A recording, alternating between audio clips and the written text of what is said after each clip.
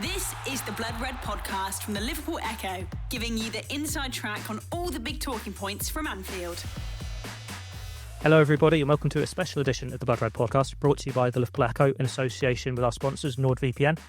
I'm your host Theo Squires and this is not your normal episode of Blood Red for Monday because a lot has happened over the weekend with Mohamed Salah.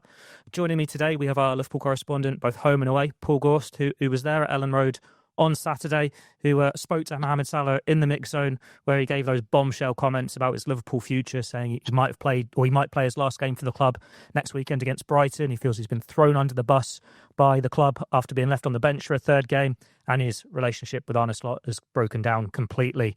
But I'm not the best person to tell you what Mohamed Salah said or everything that's happened at Ellen Road. That's Paul Gorst. Gorsty, it was quite the weekend for you. It's not something you'd have imagined happening, especially with Mo Salah, considering he very rarely speaks to the English media. Has it all sunk in yet? No, I mean, it's going to be a story that's going to rage for days, isn't it? It was genuinely extraordinary. That's the second time I've spoken to Mohamed Salah in the mix zone, and each time he has, set fire to the woods with his comments. There was the famous more out than in last season. But, yeah, I mean, it was already stressful enough covering a 3-3 draw, as I'm sure you're aware. But when the game finished, a few of us were heading to the mix zone, and we just got a little bit of an inkling that Mo might have something to get off his chest. And as he came past, about 10 or 15 minutes later, I asked him, Mo, have you got 2 minutes, as I do most games? And normally you get it's a bit of a running joke where he says no, and he walks on with a smile on his face, and everyone just accepts that, nothing ventured, nothing gained. But he said something about needing a shower. He said he'd be back. He said, I'm just going to get a shower. I'll be back soon. And I wasn't sure whether he was being sarcastic because he hadn't played in the game. I thought it was a bit of a dig to say, well, why would he need a shower because he hasn't kicked the ball? But, we decided to hold our nerve, myself and a few colleagues who were there, and not ask anyone else. So Alexander Isak walked past, and Andy Robertson, I think one or two others. But we kept our counsel, and lo and behold, Mo emerges about 15 minutes or so later in a different training kit. So we clearly had a quick shower and come back out. And yeah, what followed was genuinely extraordinary. A genuine bombshell. I wrote yesterday that he hasn't just rocked the boat. He's turned it towards an enormous iceberg, and that's the way it feels now. It was just, I mean, I can see why the supporters might find it selfish or unnecessary, and he's absolutely thinking about himself at a time when the team are really struggling. But from a journalist perspective, for the likes of us, it was incredible. It was gobsmacking to hear him speak with such honesty, such wounded pride, and talking about his relationship with Arne Slot having broken down, being thrown under the bus, and when he used that phrase, my jaw just dropped. I couldn't believe what was unfolding. And yeah, it was 7.5 minutes of Mohamed Salah, setting fire to his, maybe not his Liverpool career, but certainly his relationship with Arne Slot, which was already a breaking point. So if you believe what Mo was telling us on Saturday evening. Yeah, it's extraordinary when you think this has only been a week in the making from what we can see in terms of he's only been on the bench for those 3 games. It's whether there's been something bubbling away underneath before that. But when Mohamed Salah speaks, everyone listens, whether it's on social media or those few times you do get him in the mix zone. But for him to come out and say this, it's unprecedented really from a Liverpool point of view. And when the pressure's building on Arne Slot anyway, it's another poor result away at Leeds, throwing away the victory. It's almost making people pick sides, isn't it? Well, I feel like that's what he was trying to do. Me or Slot from his comments, and I mean, even with the reputation of Mo Salah as one of the greatest to have ever played for the club, very rarely ends with the player winning that battle, doesn't it? No matter who the manager is. You look back to Manchester United when Cristiano Ronaldo did that warts and all interview with Piers Morgan, and that was Erik ten Hag, who, with the greatest respect to him, won't go down as the greatest manager they've ever had at Old Trafford, and still it was Ten Hag who come out on top. Ronaldo gets shipped off to Saudi Arabia and United move on. So there's a lot of similarities here between those two. I hope that doesn't make me Piers Morgan in this situation, but it'll be fascinating to see what happens now with Arne speaking to the media, later this evening over in Milan. And there's a player up with him as well. We believe it's Alisson Becker. Ian Doyle, of course, is flying out there today to be part of that press conference. So, yeah, let's see what comes back from that. But it's just an incredible development. And, in a way, I'm sure it wasn't Mo's intent, but it's kind of taken the flack away from Slot a little bit, because this was another poor result for Liverpool. So much talk about them having a favourable run of results post-international break, and they've been beaten by Nottingham Forest, they've drawn with Sunderland, and now they've drawn with Leeds. So, what's that? 2 points from those games. They've obviously beaten West Ham, but they've only won 2 games in the Premier League since the end of September. And all of that has sort of been brushed under the carpet, if only temporarily, because of this Mohamed Salah storyline that's unfolding. So, from Liverpool's perspective, it's probably great news that he's heading to AFCON after the Brighton game, but it's going to be such a weird situation that day. So, everything around Mo Salah will be analysed to the nth degree, won't it? Whether he starts, plays, or he's sitting in the stands. So, we've got another fascinating week ahead. And how do you feel about it all? Because reading those quotes and seeing the clips on social media, he does raise a point in sense of maybe he's been scapegoated a little bit. He's not been as bad as other players. He's been taken out the team. They did need goals against Leeds and he hasn't come on. You can look at Ibrahim Konate, Cody Gakpo, players who are not performing well. It is not all about Mohamed Salah. But he's supposed to be one of the leaders in the camp, and he has just come out and thrown it all out there when normally you don't wash your dirty linen in public. Yeah, 100%. Yeah, I mean, I can sympathise with him to an extent. I do feel as though it's been the nuclear option from Slot to drop Salah, even though he hasn't been any worse than anyone else. Maybe you'd expect more from him because of the standards that he sets. But I think Jamie Carragher said a couple of weeks ago that when he's not playing that well, which he's entitled to, a different form, look at the numbers he's produced at Liverpool across his, 9 seasons now, with 250 goals in 420 games, I think. Third highest goal scorer of all time at Liverpool. So when he does have a lull in form, where his teammates to help him out, and I don't think he's been any worse than, like you say there, you mentioned Cody Gakpo,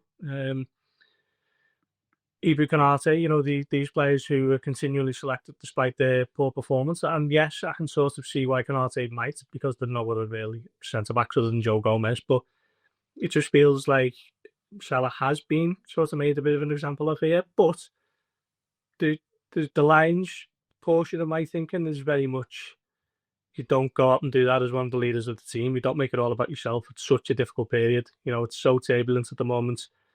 They need the leaders to stand up, to rally round. Everyone get their head down, work hard, play, improve, and get yourself out of this situation. And the last thing anyone at the club needed was Mo to come out and speak to us with such candor and such frustration, really. So the thing about it as well, it wasn't exactly off the cuff. It wasn't a heated exchange sort of immediately after the final whistle. He's gone off. He's been in the Ellen Road showers and he's had plenty of time to think about what he's going to say. So that is quite disappointing as well. From speaking to a lot of fans, they feel as though it's unnecessary, really. And like I say, for us, it's great because it's a huge story and we're all across it and talking about it now and giving us things to debate and write about. But I know a lot of fans who've spoken to yesterday and they're largely in agreement that it was totally unnecessary. And it feels like it's a bit tactical from him as well, because he's come out and spoken when they've thrown away a victory in the last minute against Leeds, in a game that he's been left unused on. He doesn't know what's going to happen against Inter. He doesn't know what's going to happen against Brighton. He's chosen his moment when he knows the pressure's mounting on the manager, and then he knows he's going to go away for a month, and then the January transfer window's open. So whether we don't know what's going to happen with his future in January, though we can have an educated guess depending on how talks go today and going forward in the next few days. But it's very calculated from Mohamed Salah what he's done here. Yeah, 100%. Yeah. And you do wonder if Tanaka hasn't scored that equaliser in stoppage time, does Mo bite his lip and he's forced to keep his counsel for another few days. So, how long has that been brewing? Because Liverpool won last week at West Ham. We couldn't really come out and moan that he was on the bench for that one. He plays 45 minutes against Sunderland and is unable to help the team as they, draw disappointingly and could have lost. So it felt like he has executed this as quickly as possible. It's not like he's been sitting on the bench for weeks and months. It's 3 games. It's 6 days. It's ordinary. It happens to every player. If they're not delivering on the pitch, then sometimes they're taking out the team. And like I say, there is some part of you that thinks, well, it's a bit of a shock option to drop your most reliable source of goals. But he's got to get on with it. He's 33. He he has no divine right to be playing every week just because of what he's done previously at the club. Someone just put it to me there before we come on. It's like Pelé rocking up and still arguing he should be playing up front for Brazil because of what he did in the 70s or whatever. So you have to earn it, don't you? And Salah isn't at the moment, but there are a few others who haven't either, and they're still, playing most weeks. So I can understand it a little bit, but the bigger part of me suggests that this was selfish and unnecessary, and leaves Liverpool, who are already in a bit of a mess, an even bigger one. There's potentially an element of paranoia there as well, because while Arne Slot's the only person he names in that interview, he does allude to people at the club potentially wanting him out. And we can point to, say, maybe Richard Hughes or FSG bosses like Michael Edwards. They are the ones who gave him that contract, but they are also the ones who appointed Arne Slot, chose him as Jurgen Klopp's successor, and are sticking with him now, keeping the faith. It's very rare a player comes out on top when they go to war against the manager, never mind the boss is in top at the club. So, like we've already said, it's going to be fascinating to see how this all plays out now when he's come out and said those comments against his bosses. Yeah, but and I said to him, because he was basically hitting the people, want to force him out the club, and I said, well, who is that then? Is it the sporting director? Potentially does it go above that? And he said he didn't want to say. We said don't put words in my mouth, which I guess is fair enough. But if he is saying that he does feel as though people want him out the club, well, who could that be? Is that Slot? Find that hard to believe. But clearly there was a plan to move beyond the Mo Salah era in the summer with the money that they've laid out on Ekitike and Isak and Florian Wirtz. We haven't seen it yet, and we're starting to really question whether Arne Slot is the right man to mould this new attack together, because we're not really seeing it. They scored 3 goals on Saturday, yeah, but first one was a huge mistake. Third one was brilliant. It's the kind of attacking moves that we just haven't seen anywhere near enough this season. Lovely dummy by McAllister, great finish from Szoboszlai, but that's a bit of a needle in a haystack at the moment because Liverpool are huffing and puffing and they don't really look like they are coached to attack and bring out the best of this big money forward line that they've assembled. So is Slot the right man to continue doing that? We'll have to wait and see. I've got a few reservations over that, but Salah didn't really need to come out and say anything, did he? All he had to do was get his head down, work hard, and show the manager why he is Mo Salah, why he is, the greatest goal scorer of the last 30 years at Liverpool, and only 2 men above him in Roger Hunt and Ian Rush. So yeah, it's a messy situation. What happens after AFCON, I think, is anyone's guess at the moment, and that is remarkable, really. When you think of everything that he's done, and it could all be coming to a sudden halt in just a few weeks' time. And there'll be plenty more twists and turns before then. We've got open training today, 11:45 a.m. UK time. I'll be there at the AXA Training Centre. We'll see if Mohamed Salah is out there training with his teammates. But then after that, it's whether he travels to Italy, whether they leave him if they take him to Italy or they leave him out the squad. And then, as you've already mentioned, at the press conference with Arne Slot, where he'll be asked about those comments for the first time. And if it's Alisson Becker sitting alongside him, it's someone that has played with Salah, not just at Liverpool, for Roma as well. These players are close and been together for over a decade. There's going to be plenty of twists and turns today alone, never mind in the rest of the week. What's your gut feeling now on how it's all going to unfold? Will he train? Will he travel? He'll train. And I think it's going to be interesting seeing the body language from him at the AXA. I think you're going up there, aren't you, for open training? Yeah. I don't think he'll play. I think he'll travel. The big question is whether he's going to be in the squad. Should he be in the squad after such an outburst? Managers of yesteryear would not have that. But it's a different era now, isn't it? Let's wait and see what happens. I'm sure Arne will attempt to diffuse the situation with the sort of level-headedness that he's approached his entire career at Liverpool to date with, and it's got him this far. But there's certainly a storm raging here with Mo Salah at least. So it's going to be fascinating to see what Slot says, and he'll have plenty of thinking time on the flight, won't he? Because that press conference tonight is going to be sort of hijacked by Mo Salah questions, I guess. And then, obviously, after all these comments from Salah, Gorsty, there's going to be a lot of attention on that January transfer window. Is there a way back from him now, or would you expect his Liverpool career to come to an end when that transfer window reopens? No, I think there is a way back for him. Football moves quickly, doesn't it? Storming the Teacup this week can be forgotten about next week. It is a bit of a long way back for Salah now, but I still think there is a way forward.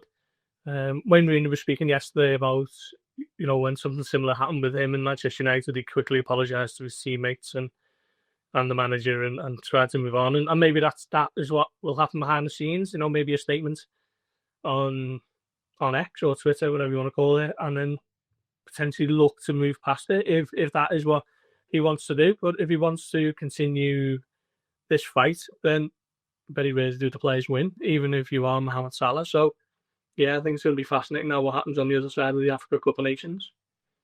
Thanks for joining me, Gorsty. Enjoy the rest of your day off. This has been a special edition of the Blood Red podcast. I should be back with Mark Jones later today, where we'll talk a little bit more on Mohamed Salah, look back over Leeds United and look ahead to Inter Milan. And then we'll also have everything from open training as well as looking ahead to the press conference. It's going to be another busy few days covering Liverpool Football Club. Keep it with us at the Blood Red channel. Till next time, thank you and goodbye.